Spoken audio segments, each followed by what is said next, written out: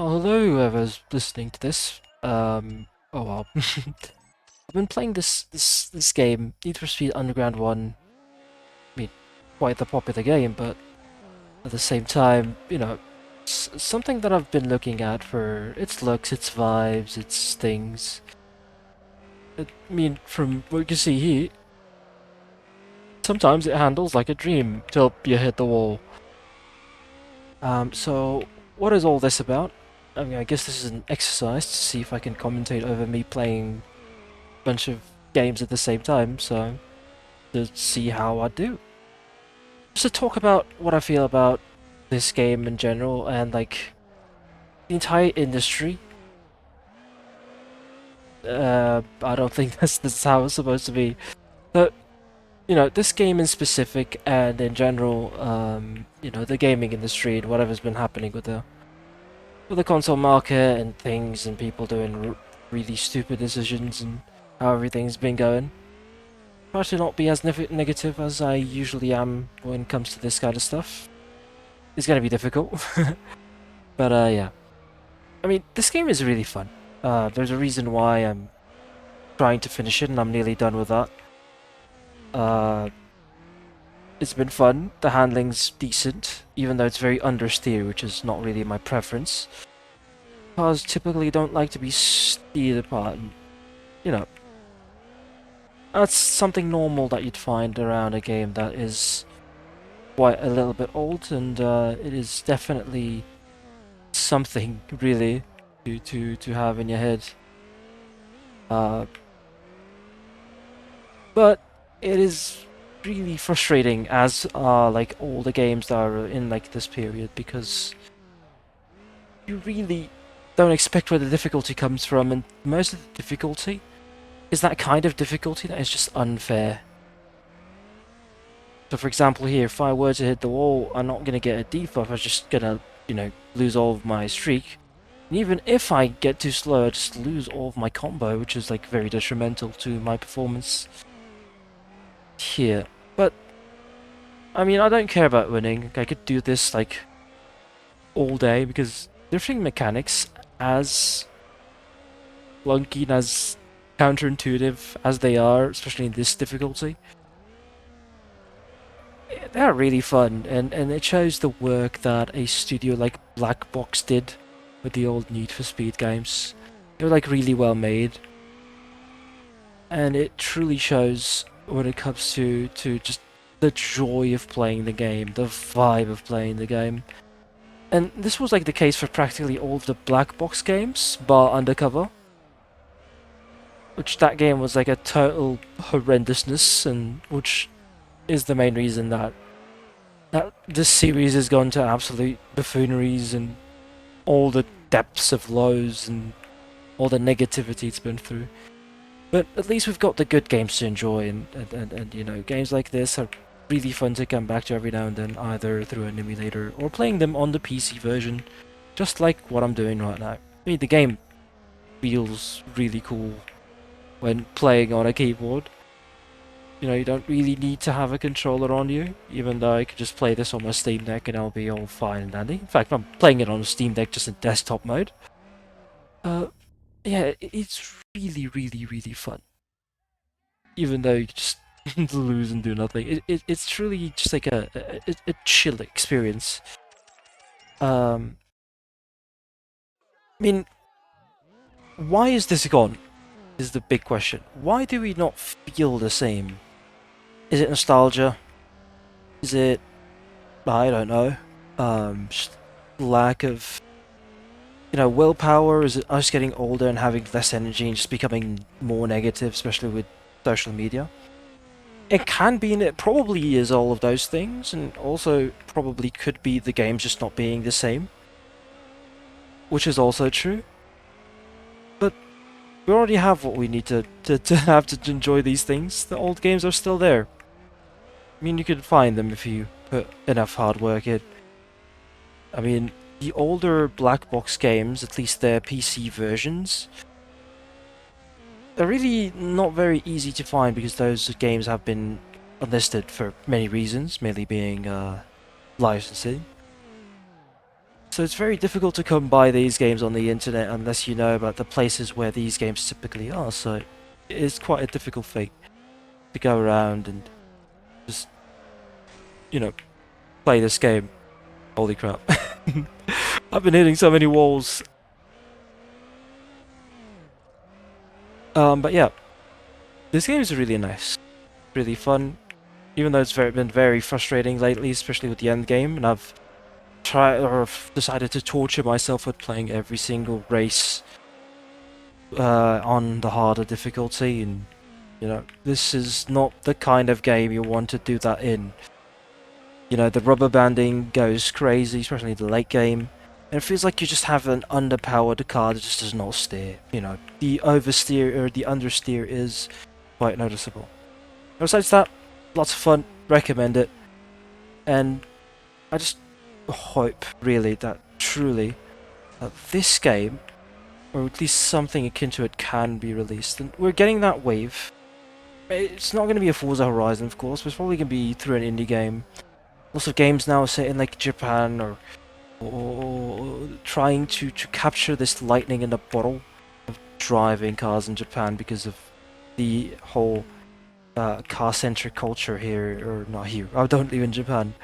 But the car culture there in Japan, how they have different kinds of cars for like everything, and they love their cars in everything from drifting to rallying to like straight on regulation racing and street racing. And it shows when you have so many people yearning for example, the new Forza Horizon 6 that's been in Japan. Game which I'm really excited to play. Waiting for my Xbox to be repaired from the power surge. that is indeed something. I mean, I love racing games, but as I saw in the title of a YouTube video, racing games are amazing. I love racing games, but they suck. And we've kind of caught lightning in a bottle with everything that's been released in the PS2 era. Of course, you've got the Need for Speed games, the early Forza Motorsport games that are on the original Xbox, and of course the legendary Gran Turismo series of games, especially Gran Turismo 4, which truly is just a game of all time, with all the license tests and the some vandals I'm looking. The license tests were very difficult, akin to a game of that like era, where it can get very difficult very quickly. And if you're not really used to the controls, if you've not been trying through it and plowing through it for an absolute amount of time, be heck to go through. And getting 100% in Gran Turismo 4 is considered an achievement just for the amount of effort and time that you have to go through, just so you could just finish it. Well, there you go, my car just understeered through the wall. And that game is considered legendary. Personally, I really cannot do with that game. That game is like very difficult. I like the racing, I like the car variety, I like the collector's vibe in that game. But it is just a little bit too difficult. I mean, I had memories with the Gran Turismo game on the PSP. I mean, great game. Great introduction to the series. I hate the one thing that made me like kind of hate it is the auto show and how it's 4 constructors at a time and they're random. So I really don't know what to do. And it's only been just recently where I discovered that, well, it was a recent discovery because it wasn't really early discovery, like it wasn't an early discovery of it. But there was a cheat code that allowed you to unlock every single car in the game, and it involved you doing a bunch of convoluted things just to get those. And of course it probably was not supposed to be revealed for the public so that they just don't skip all the progression. Not that there was much progression in the PSP game. It was more of an open canvas with a lot of cars and a bunch of tracks so you could do whatever the heck you want. Unfortunately did not have much of a career mode, which is a shame. Could have been really good play on the bus or just on the go. But yeah, it was a great experience going through that. And it shows how good it can be. It's just that you don't have those experiences anymore. As you know, nowadays in Forza Horizon world is what replaced the whole Gran Turismo craze, as current Gran Turismo focuses a lot more on sim racing and the esport factor, and less on the arcadey thing, which makes people drawn in. And it is why it explains the plethora of weird decisions, I'd call them, made by Polyphony Digital, the developers of the game. For example, making the game online only. I mean, it was the case also with Gran Turismo Sport, but that was a different thing. It was supposed to be a focus on the whole online part and all esport part, and it's what got its FIA certification. If you don't know about that, is the FIA is the whole governing body for all of racing. They regulate Formula One and a lot of other series like the World Racing Championship in real life, like with actual cars. And nowadays they run their championships on the Gran Turismo games, which is why they have these strict limits, and you have to grind for cars and to qualify for their competitions through the in-game events, and it is very convoluted, and it's not really much of a reason why they could have just like disabled those features and made the game playable offline. It feels very scummy, and it is contradictory to what the series goes for. And I believe it's just one big image of this whole new like gaming generation where it's those details that are like optimized for. It's kind of like a weird conversation point because not a lot of people really care. Now, let's be honest. Everyone probably has good enough internet, and even if you don't have good enough internet, you have internet that's good enough to just at least authenticate to an online service. And if you don't, you just live in the dark ages, and as the guy who was revealing the Xbox One would say, you know, if you want to do that kind of experience, just play old gen. Which is not a bad advice. The most affordable way to play video games nowadays is to just buy an older console. And this is why I want, and I'm yearning to buy something like a Wii U. Because you could play Wii games and everything in there. But yeah, and I know that this is going to be one of the people who's listening. I know my friend Tom has, for that reason, bought like an Xbox 360. He's been collecting physical games for it, which I believe is a great move. You know, to just buy an older console. I would do it differently because I don't like optical media, because, you know, CDs and DVDs and Blu-rays, they could die.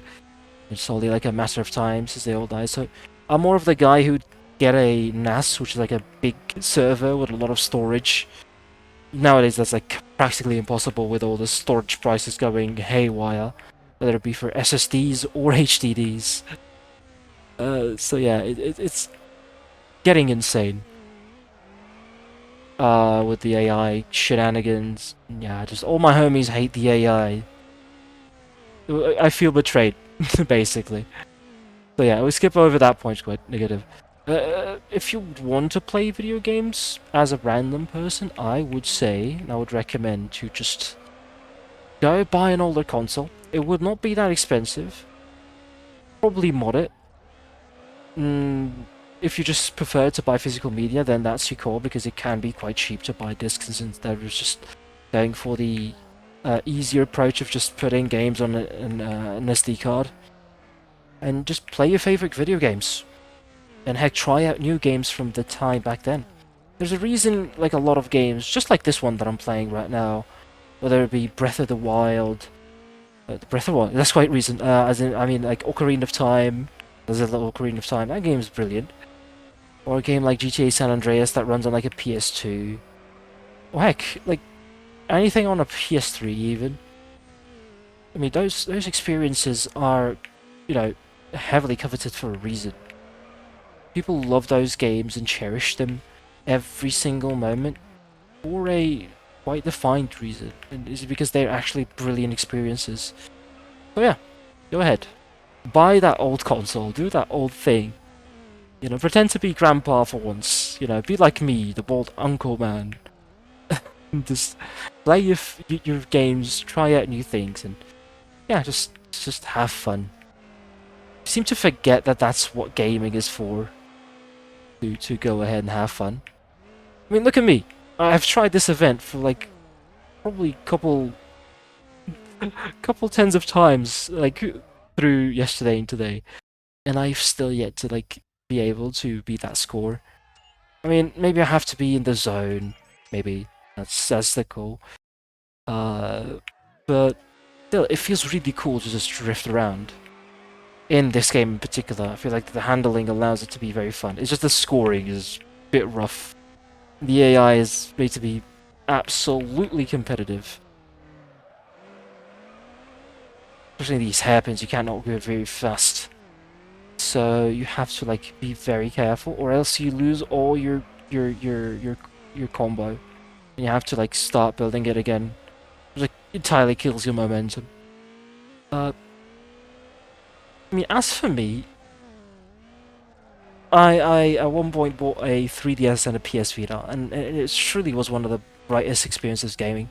Playing a game such as Tomodachi Life, which I've seen content creators, YouTubers, Let's Players play all over the time. I'm thinking of like a guy like Dan TDM and his world when it comes to Tomodachi Life. It was very fun to play that game.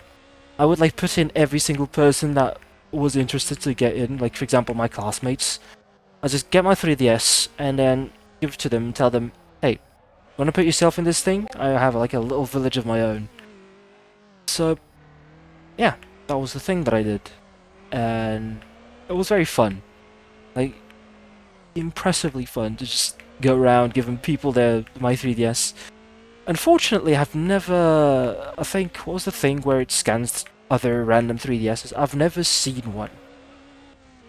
I think I've got only one, which is over the second 3DS, which I also bought because I bought two 3DSs. One I gave as a gift, and the other one I took for myself. And I ended up selling afterwards to buy myself the screen I'm playing this game on right now. As well as the PS Vita, which is a shame, but they had like some issues that I was not very fine with. On the EDS side, it was the SD card reader being very sloppy. So I gave it to a friend who fixed it and then sold it for me. Great friend of mine, you know. And then there was the PS Vita, which had a charging issue as well as a lot of like stick drift. And one of the pad faces did not work for some reason.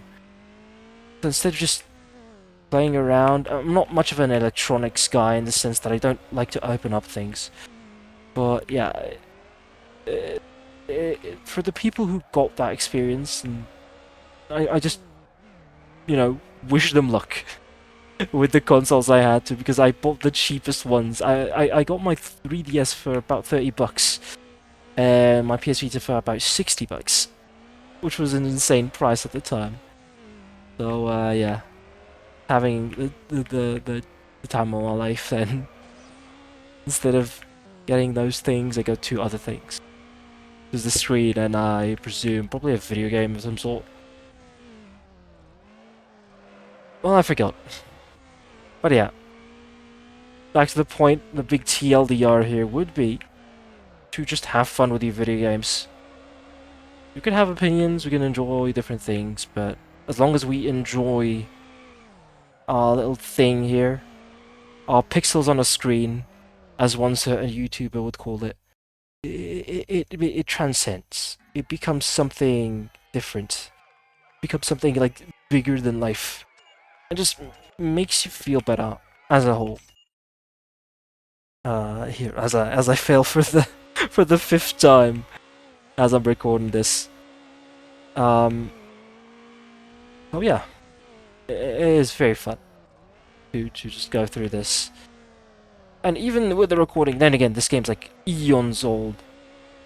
This game runs flawlessly on any kind of modern machine, or any semblance of a modern machine. This game was properly optimized, and the hardware actually became better instead of just stagnating. Back in the day, if you got like a top of the line GPU, it would become obsolete after like 2 years, because all of the technology would have kept up, and that's why people Well, like, I'm not gonna say like PC was bad, but like back in the day, everything went so fast that you couldn't really make much of a difference, especially when it came to graphics. But once everything standardized and we was close to the end of Moore's law, as we come to literally the physical limit of how chips can go, we are truly in need of a new technology to make our computers faster, and to look at how we could give ourselves more computational power. Especially with the rise of AI, I think we're more in the need of it than anything, so that we could, you know, uh, run our games faster on smaller, more slim hardware and still have fun. And I believe we were going on the right direction until AI came in and just ruined the market, completely shut it open. And that was a shame because it felt like Steam, at least, or Valve in general. And then one thing about Valve is that I love what Valve does, whether it be in the sense of the games they made, and heck, even the games they're still kind of maintaining right now. I think that loot boxes should not be in video games. I do also think that Counter-Strike 2 is a decent offering compared to a lot of the current offerings in the video game market. Um, but I was talking more about the hardware. The Steam Deck was a revolution. It was very cheap, and it offered a mighty performance for its size, and it was portable. And it was a PC, so it was open as heck. Like, I've seen a guy talk about the Steam Deck saying that it was more of a jailbroken console, which I agree.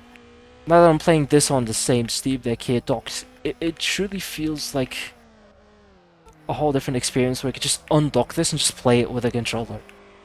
It feels absurd, it feels out of the line, it feels like it should not be the case. But it just works, and it works flawlessly. And here I am, not only running this on Linux through Proton, but also at the same time recording this at 1080p 60 frames a second, which is truly terrific. It feels brilliant. Hold on.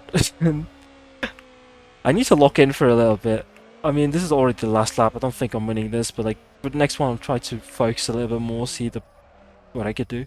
Because I've been ruining this for so much. I'm last. I've been last for the past God knows how much time. Hold on, let's retry it again. The key to drifting in this game, using the handbrakes, of course, is very important. Also, drifting in the white zones, they give you boosts. And they're like the ways you could increase your combo. The problem is with the walls. The walls reset your combo all the way to level 1, so you have to do all the work again. And if you play on the harder difficulty, as you can see on the top right just now, the AI are brutal, and you don't have the right for one sole mistake. Which is a shame, but you can't really do much about it, can you? Oh, speaking of locking in, I don't think there's anything happening about that. Let me just talk through it. I'm just chilling, having a good time. There's no need to get angry against this. It's been a trap for the past few days, just drifting in this stupid course. So yeah, what was I talking about? The hardware market. The thing about the Steam Deck was it's just a great machine. The issue was with the release of the other offerings that Steam wanted to offer, mainly being the Steam machine and the Steam frame. It's a shame that at least in the sense the Steam machine is probably not going to cost a lot. No, that's a little bit of a slip. It's probably going to cost an arm and a leg. Mainly due to the fact that the PC market is just absolutely done for. RAM is very expensive and storage is very expensive. So it's going to be very difficult for Valve to get the components because they're not the biggest company. And that means they'll have to make the console a lot more expensive. This RAM apocalypse practically killed this new genre of hardware that's been going on, which is the handheld PC. which is a shame. It had a lot of promise. I believe that it could have been one of the staples. And it probably will come back eventually as the prices come, or at least slow down in their climb. But I don't think that will happen. As long as we stay like this, I think the only way we could go back to a status quo that is like acceptable enough is to wait for a new technology to just appear. Because by the time the demand slows down for all of these computer products, I believe it already the inflation would have caught up to everything, and the prices will not go down. Unfortunately, maybe they wanted this to happen. I'm not a person who reads a lot about the economy, but from what I understand, it's going to be a lot of a difficult thing to see the prices go down, especially with companies being massive, especially Nvidia, which I'm going to use this platform right now to say that Nvidia just sucks. Fuck Nvidia. They are the reason why everything's happening. They are the reason why these companies are being stupid. It just sucks, but can you do much about it? Not really. So, while this is happening, I'm just gonna try to not buy Nvidia products. As difficult as that may seem, which is like practically impossible. I'm not gonna win this, alright? You're just gonna see me go through this all the time, one restart at a time, through for like an hour. So yeah, well, it is a shame with the hardware situation, but I believe that it's gonna be a terrific thing. Oof. I hate this. I hate this so badly. That corner is just a killer.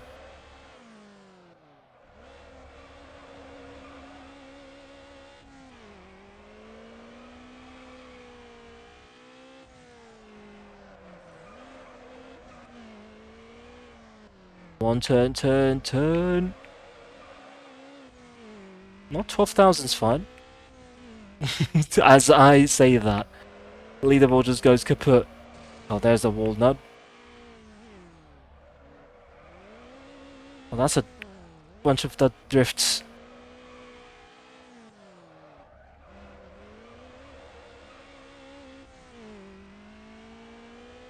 Oh well, I've never been a drift guy. My friend though, same guy, Todd. Great guy, by the way. I recommend you check out his stuff. I mean, I'm kind of doing this for him to like give him a sense of like a sense of camaraderie. Uh, you know, to encourage him to do this because he did it once, and I believe it was a great thing. If it wasn't for the like audio settings, which maybe fucked up here too, I don't know. At this point, I'm just trying myself. As I said, this is more of an exercise. I don't think this will be released or edited for the sake of it. Maybe it will be. Maybe I'll eat my words and put this on a YouTube video that everyone can watch. But yeah, it is quite the experience of just doing whatever this is and just speaking in a microphone. It's something to get used to talk to yourself, but I mean, I have been doing this for the latter part of a few years now. I mean, like, you could tell me whatever you want to tell me, you can even tell me that I'm a madman, but all of that time I spent in the living room, just walking around by myself like a madman, sometimes in darkness and like no lights, talking to myself in my brain, it does help when it comes to talking to yourself. And it makes me think, if I could do this in this way, what would like a YouTuber think about it? Or like the person who would talk for a living, like a game show host or a radio presenter? Is it weird to just talk to a random machine? Especially when there was like no person who'd be invited through to their thing. It is quite difficult. It presents a lot of challenges to just talk to yourself. I mean, what is helping here is like I can hear myself talking, so I know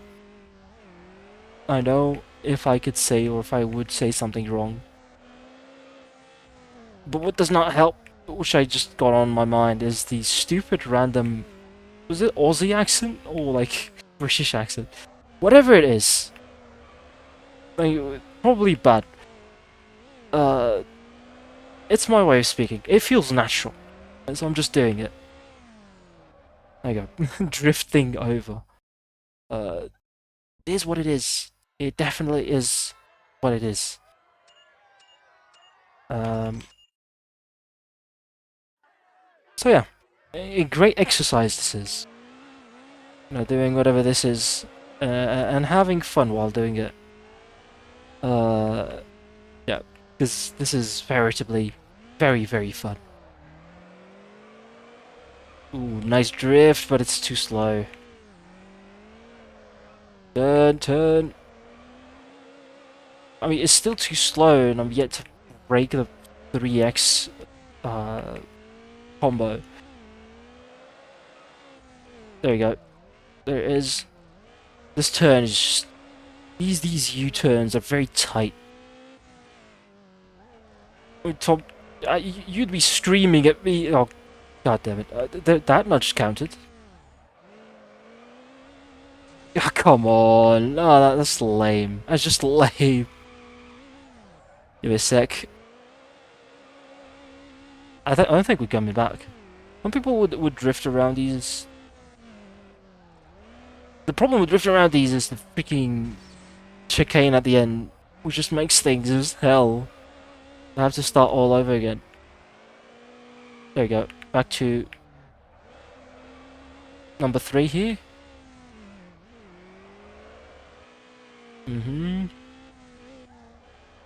Going through this lab, it must be crazy. Ow. This game is just cruel at the hardest difficulties, regardless of the difficulty. I mean, I have not told you about the freaking... The drag races. They're hell. Like, you have a sliver of an amount of time to react to the shifts. I mean, even if you just want to do a normal shift, not even a perfect one, on the thing, you have to be just on point. And when the nitrous gets introduced, it just all hell like breaks loose. And like you have to be like rough with the AI just so that you could like do something acceptable. Which is a shame. I like my AI in video games to be difficult, but not unfair. Like to actually for them to be competent. And I believe if you make your AI just flat out like unfair, I think it's more of laziness to program like better AI. And again, I mean I wouldn't judge developers. They already have a lot of things to contend with. Making a video game is never easy, especially nowadays. But it's far better nowadays when it comes to racing games, at least the indie ones, and the ways they do things. I think they are really conscious of this in particular.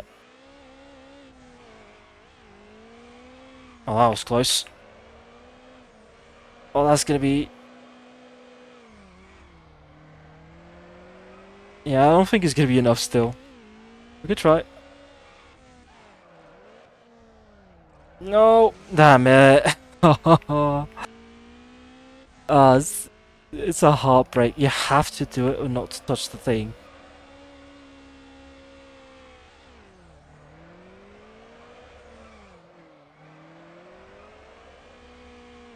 Yep, I'm not a drift person. I'm trying. I'm trying my best. I'm trying my best here.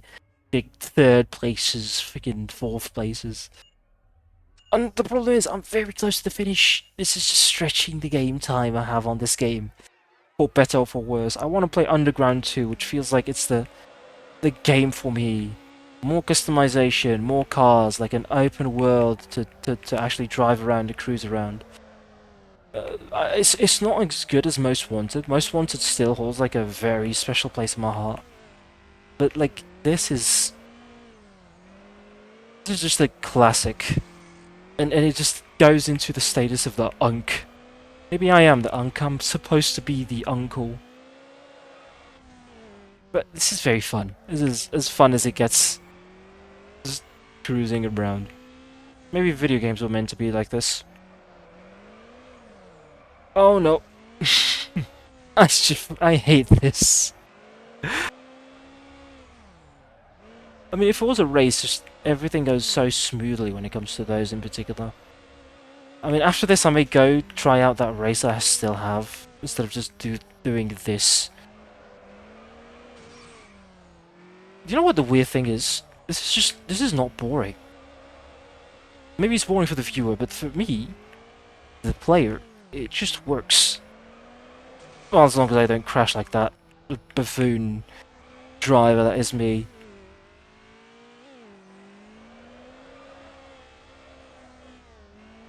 Ah, that's too fast, that's too fast. Well, that's maxed, apparently, according to game.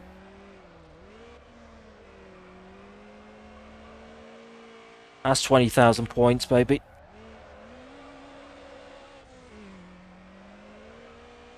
Maxed out the combo, just...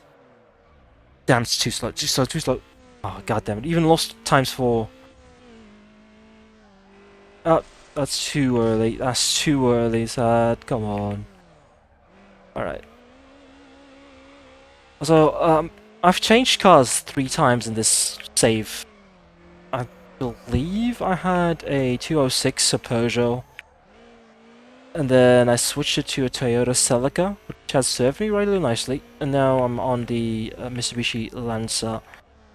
Really decent car. And you could rice it the heck out, which is one of the main points about this game.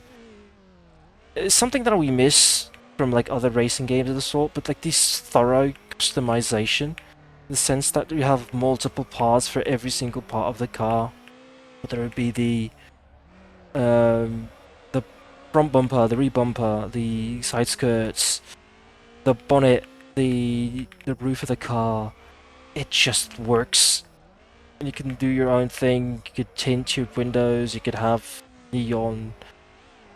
You could like have all kinds of stickers and vinyls on the thing. And a lot of brands. I don't know how they got all these brands. This game is basically a big advertising board. Oh, wasn't all the, especially the early most want or like Need for Speed games in general. Most of them are just big sponsorships. You'd see brands everywhere. Oh, that is what it is. Well, game devs, back in the day, they would need the money to make their games, just to finance this kind of stuff. It is quite difficult. Okay, hold on. Let me just. I would just go do the race then. Let me see if there's anything at seen a bunch of stuff. I don't know how neon costs a lot to get in. Let me check. It is not an upgrade. It's a downgrade. Yet it is like very difficult. I think these are upgrades for the non-main game mode, non-underground racing. But yeah, let me just go for circuit racing and see how it goes. Circuit racing in this game is quite the thing. Where I mean, you can jam into people, but traffic is its own thing. Traffic is like something that you should not get close to. I've not seen traffic in the last few races, so look at that guy. Oh god. Just getting the apexes through and through, and having to... I think there's yeah, there is traffic in this race. Thank god. They actually give you a little bit of randomness. And the AI does account for AI... or for traffic in the racing. Oof, that was difficult. But it is still very understeery. The car barely steers, and I just remember that I have the stability control off. I could just go in, just use a little bit of my boost. Oof, that was a little bit of a... Yeah, the circuit races are... Well, I'm just not focused enough, because typically I just zone out to this game, and now that I'm talking, it becomes a little bit difficult. There's probably a skill issue on my own end. Yeah, take this shortcut here. See if We don't crash in the process. We do crash in the process. But our friend here also crashes in the process, which makes us equal. Slipstreaming is a thing, so you get behind the car and... Ooh, that was nice. That's what I told you about the traffic. It is a menace to crash into it. Ooh, just spinning.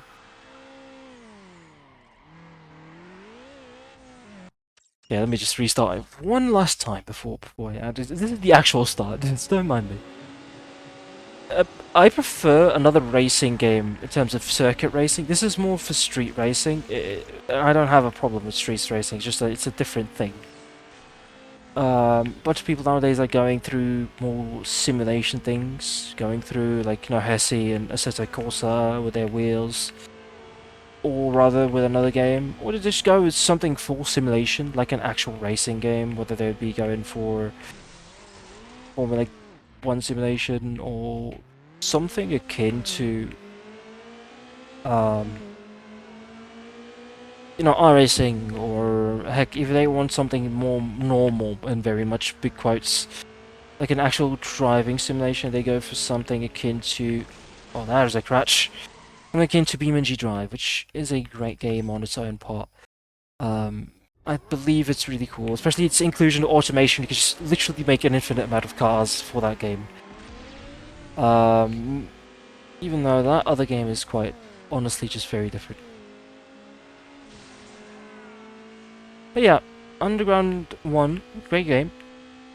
Brilliant stuff. And I believe that it does deserve the... Holy crap, my car just went on a bit. Oh, thank you, Mr... What was it? That guy's nuts. Right, just one more time. One more time. One more. Right. I use a little bit more nitrous. Try to get on the guy's slipstream. This is a very difficult part. It goes left, right, and then you have to turn left and turn right because of the shortcut. I'm going to give you a run through of this circuit. Watch out for the pillars here. They're very annoying, especially with the traffic. You have to watch out for the cars coming in. Even the cars coming in from the plane that's through with us. Also, objects are very difficult to go around. Now behind me. Watch out for this intersection. It's a left to right here. Next to the car, there's a 90-degree turn on the left. Thank you for making me turn better. Another tunnel, but this one does not have pillars. We go forward to end the lap here. This is going to be a difficult one. I think I'm going to jump on the thing. I don't like jumping on the thing because it makes your car very unstable. And as you can see here, it's not much of a big advantage. Ooh, did not see that. At this point, so just go to space. Yeah, you tend to have to be very perfect with your racing here. I don't know how you did the older races. They were just too concentrated. Ah, it's a big slide. I'll maybe just reactivate. Holy crap, I'm driving like crap. Right, let's just focus on not getting last at this point. 90-degree turn. Very much a lot of understeer. Guys behind me is on the inside. Go there, block him. Think of a left, right. Go through the intersection. 90-degree turn. Brake turn. A bit of a left here. My guy's also using all of his nitrous. Yeah, I used a lot less nitrous. They're very efficient with it. It's not like in B. There we go, I'm last. Watch him take the jump. For some reason.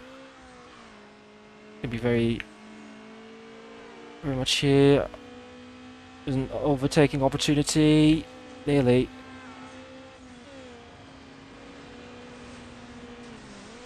Yeah, I could not turn this. Steering this is hell.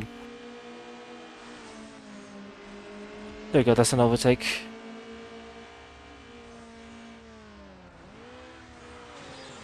Oh my god, thank you very much. I was about to slip and slide. This game get very tense as you have to be very precise with your movements, especially if you're playing on a keyboard because you only have analog movements, so left or right. Nothing in between, not like an actual thing. Let's move to the last lap of the race. Gonna be a bit of a difficult thing to reach out all those Impressors and RX-7s of the world. I could see them. The guy who was right in front now is like first. I don't think we're winning this, but I'll give it a try. Give it as much of a try as I can muster up. Well, that just seals it. Crashing with traffic in this game and crashing into pillars is basically the end.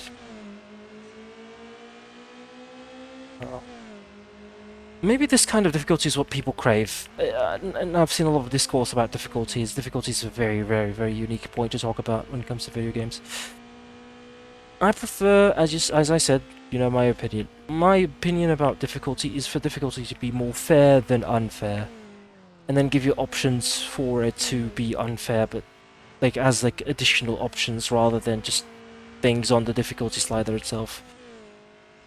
There we go. At least we're not last. We had many opportunities to win this, but at least we're not last.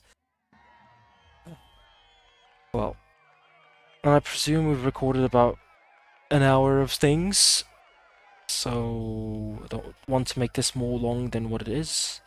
I'm gonna cut this short. It was a test, it was an exercise, and I think it was a good exercise as long as it all captures both the gameplay sound reduced and the microphone sound when it comes to me.